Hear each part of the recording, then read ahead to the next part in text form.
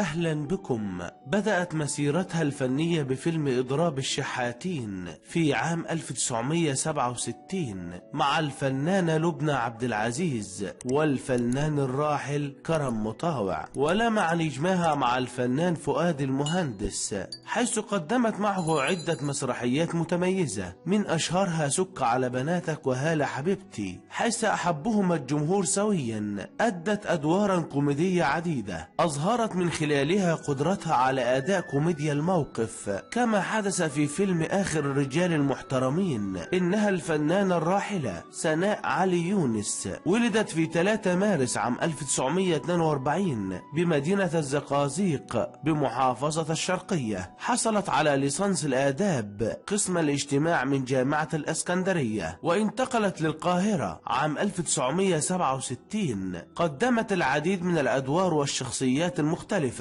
في أفلام السينما والمسرح والتلفزيون، وتعدى رصيدها 40 فيلما. قدمت يونس عددا من الأفلام مع المخرج المتميز يوسف شاهين، منها المصير والغضب واليوم السادس. كما استطاعت العمل مع جيل الشباب، حيث قدمت عددا من الأفلام مع جيل الشباب، مثل زواج بقرار جمهوري مع هاني رمزي وحنان ترك، وفيلم أحلام عمرنا مع منى زكي ومصطفى شعبان. كان الجمهور يظن أن محمود المليجي لم يتزوج إلا من الفنانة علوية جميل رفيقة عمره، إلى أن الحقيقة غير ذلك، حيث ذكر الناقد السينمائي طارق الشناوي أن الراحل تزوج على علوية مرتين، أحدهما من فنانة مسرحية مغمورة، وعندما علمت علوية بذلك طلبت منه أن يطلقها، فذهب إليها وفعل ذلك، وأخبرها أن تلك هي أوامر زوجته. أما المرة الثانية فكانت من الفنانة سناء يونس،